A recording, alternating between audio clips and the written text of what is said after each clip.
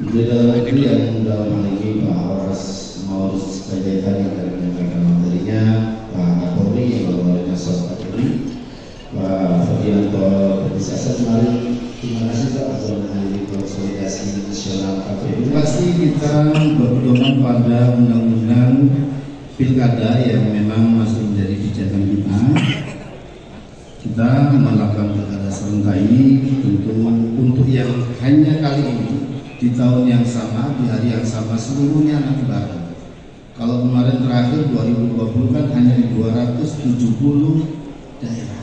Nah sekarang ini semuanya, semua daerah yang pilkada serentak, ya kayak pemilu serentak kemarin, hanya yang dipilih kalau wali kota, bupati, gubernur gitu saja. Tapi titik singgung semua hari itu juga. Sehingga tadi disampaikan Pak Menko, untuk konsentrasi misalnya kalau ada daerah yang butuh penebalan backup keamanan harus segera dikoordinasikan karena semua pihak yang mengurusi keamanan fokus di daerah masing-masing. Ini tantangan kita. Selanjutnya Bapak Ibu sekalian, kita berangkat dari evaluasi pelaksanaan pemilu kita. Kami tahu KPU ada kekurangan, kami akui tidak mungkin ada kesempurnaan dalam kita menjalankan tugas. Banyak catatan kami terima dengan lapang dada untuk kemudian kami belajar dari situ untuk mengelola pilkada kita lebih baik. Perolehan suaranya, partainya itu dari Sirekap juga banyak. Apakah nanti namanya diubah atau sama? Yang pasti penggunaan teknologi informasi dengan inovasi pengembangannya pasti kita lakukan. Hari ini nggak mungkin kita sama sekali tidak menggunakan teknologi informasi. Pasti kita dianggap orang terbelakang. Tentu dalam kaitan itu proses-proses menyampaikan konsultasi ke para pihak pembuat undang-undang itu kita lakukan. Kenapa? Karena undang-undang kita sampai detik ini semua masih mengadaptasi mekanisme penghitungan manual, konvensional, rekap berjenjang sebagai sistem yang diakui dalam proses-proses penghitungan suara. Bapak-Ibu sekalian, selanjutnya ini ada tahapan pilkada yang saya kira kita semua sudah saling memahami. Intinya sekarang 97 hari menuju hari H pelaksanaan pilkada. Di dalam 97 hari atau 6 hari menjelang hari pendaftaran calon kepala daerah yang nanti tepatnya tanggal 27 sampai 29 kita akan melakukan pendaftaran calon kepala daerah. Tanggal 19 Agustus kemarin baru selesai semua rangkaian sengketa PHPU di Mahkamah Konstitusi. Jadi seluruh hasil pemilu sengketa legislatif itu baru selesai 19 Agustus kemarin, hari Senin. Hari Senin selesai, dilalah itu apa ya? Kok ya kebetulan kami sudah mengagendakan 1921 Konsolnas yang kemarin Pak Presiden hadir. Hari itu selesai di Mahkamah Konstitusi putusan 7 perkara, 7 perkara selesai. Kemudian kami melakukan Konsolnas. Di saat Konsolnas kami sampaikan kepada pihak ini tinggal penetapan hasil pemilu, nanti juga selanjutnya penetapan kursi. Insya Allah sebagaimana kira-kira waktu itu hanya berselang 6 hari menuju pendaftaran calon kepala daerah dan putusan itu berkaitan dengan syarat orang mencalonkan diri jadi calon kepala daerah. Akhirnya ramai karena berkaitan dengan KPU. Bagaimana sikap KPU? Nah, nanti Bapak Ibu. Nah, setelah pendaftaran selesai tanggal 22 September kita akan menentukan setelah 27, 29 pendaftaran kita lakukan pengecekan ijazahnya benar apa enggak, ininya kesehatannya lolos apa dan seterusnya. 22 penetapan, 3 hari setelah itu langsung kita kampanye dan seterusnya. Nggak lama.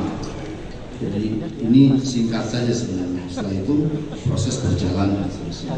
27 November kita akan melakukan pilkada. Kalau tidak salah 16 Desember itu terakhir kita melakukan rekapitulasi. Kemudian karena sebelum putusan Mahkamah Konstitusi ini ada putusan Mahkamah Agung yang menerjemahkan bahwa yang dimaksud usia 30 tahun belum MK ya, 30 tahun untuk calon gubernur dan wakil gubernur, 25 tahun untuk bupati, wakil bupati, wali kota dan wali kota, itu hitungannya di saat pelantikan. Maka sesuai dengan pasal 165 kalau nggak salah, kalau nggak salah 164 Undang-Undang Pilkada diatur oleh Perpres. Perpresnya dikeluarkan ditandatangani sekira tanggal 13 sampai 15. Ini terima kasih Pak Menko juga kita koordinasikan, luar biasa koordinasinya. Jadi ada Perpres yang mengatur argo dihitung orang 30 tahun itu saat pelantikan. Terus kapan pelantikannya? Jatuhlah hitungan kita hari aman pelantikan tanpa sengketa di MK itu untuk Pilgub 7 Februari, untuk pilihan bupati 10 Februari. Selebihnya tergantung sengketa di MK lamanya seperti apa. Saya mau bilang Perpres itu baru ditandatangani, baru mau dipakai. Hari ini kita dapat putusan MK terkait dengan situasi yang kita tahu. Putusan 60, putusan 70, ya sudah ada Perpres yang juga tidak lanjut putusan Mahkamah Agung. Ibarat hamburger itu di tengah kenyat ya kan, di sini nih ini ada putusan, ini ada putusan, pokoknya lembaga-lembaga yang juga sama-sama punya kewenangan, ayo ke KPU, semua diserahin ke kita bagaimana menindaklanjutinya. Next. Bapak Ibu sekalian, selanjutnya untuk jajaran ad hoc, kita semua sudah membentuk Wantarle dan sudah bekerja melakukan coklit dan seterusnya. Kita semua juga sudah punya PPK dan juga PPS, KPPS tentu nanti akan segera menyusul. Next, Bapak Ibu sekalian, ada banyak sistem yang dipunyai oleh KPU Republik Indonesia.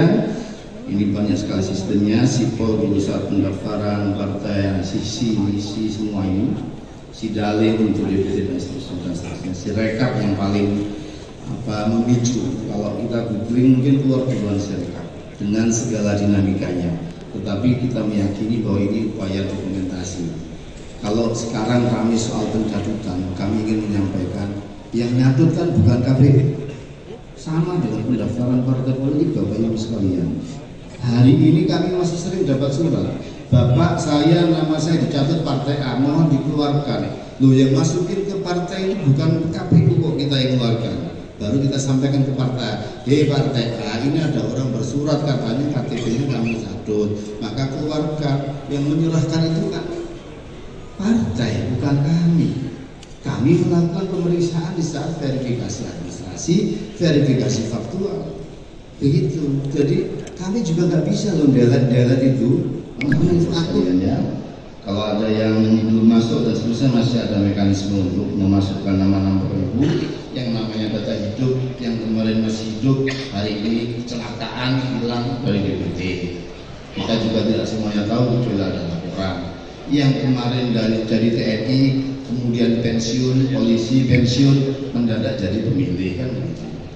Kayak Pak Menko kan bisa jadi kategorinya pemilih pemula begitu pensiun, ya kan langsung menjadi pemilih. Maka di awal pemilu kemarin kami ketemu Pak Kapolri, Pak Panglima TNI. Saat itu waktu saya masih di Bawaslu menghadap Pak Menko waktu masih Panglima untuk koordinasi bagaimana orang tentara polisi yang sudah pensiun kan punya hak pilih gitu kan. Nah itu kan pemilih baru. Nah itu juga menjadi bagian dari masyarakat.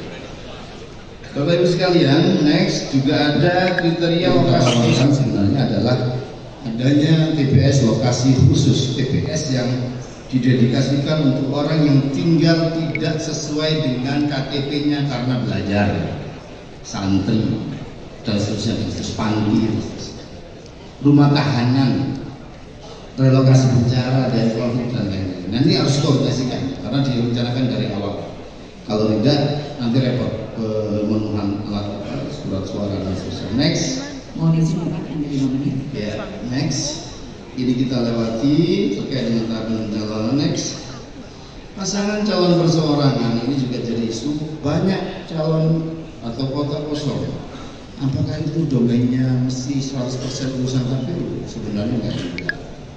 Yang sudah kami update di DKI 1 paslon, kemudian di daerah Jawa ini Bapak Ibu sekalian, di Banten ada Pandeglang dan Tangerang, Banten 2 paslon, Tangerang 1 paslon, Jawa Timur Bojonegoro 1 paslon, Jawa Barat ada Kabupaten Sumedang, Kabupaten Bandung Barat dan Kota Banjar. Kalau ada yang kelewat nanti dilengkapi. Bapak Ibu sekalian, yang terakhir saya ingin menyampaikan bagaimana kaitan dengan putusan Mahkamah Konstitusi terkait dengan yang tadi saya sampaikan. Ada putusan 60, ada putusan 70 kaitannya dengan persyaratan partai dalam dan atau gabungan partai politik dalam mendaftarkan pasangan calon. Kemarin sudah kami sampaikan. Intinya begini. Pertama, kami baru katakanlah menerima salinan dikirim teman-teman di MK selain yang sudah menyebar di grup media, itu pasti kemarin sore kami lakukan kajian secara komprehensif. Hari ini ada forumnya juga. Hari ini juga kami kemudian melakukan langkah yang kedua. Langkah kedua itu melakukan upaya adaptasi perubahan atas norma tersebut. Tapi ini ada jejaknya, ada jalurnya bagaimana? Pertama, kita konsultasi ke pembuat undang-undang. Bapak, Ibu, ini ada putusan Mahkamah Konstitusi sama dengan kemarin ketika ada putusan Mahkamah Agung. Kami akan mengkonsultasikan ini. Konsultasi kita ke ke Komisi 2. Surat kita kirim hari ini. Kemudian kedua, setelah ini kan baru kemudian adalah harmonisasi terkait PKPU kita yang sudah PKPU depan. Materi-materi yang katakanlah akan diubah. Dulu ingat waktu pendaftaran capres kan situasinya reses, kita nggak bisa konsultasi, langsung kita lompat ke harmonisasi, nggak bisa diharmoni. Kamu ke konsultasi dulu Komisi 2. Jalur itu yang kita pakai. Yang ingin saya sampaikan ke Bapak Ibu sekalian, tidak ada yang beda yang kita akan tempuh jalurnya. Pertama bersurat, kedua juga menempuh jalur konsultasi, harmonisasi, baru kemudian yang menyampaikan itu kan dikonsultasi, draft usulan perbaikan, perubahan akan kami sampaikan. Dinamikanya di situ. Dan itulah langkah yang juga sebenarnya kita lakukan dulu. Sekedar mengingatkan, dulu kami situasi itu tidak semuanya bisa. Ini katakanlah kemudian mengisi orang berlomba. Sederhana yang menampilkan yang baik, yang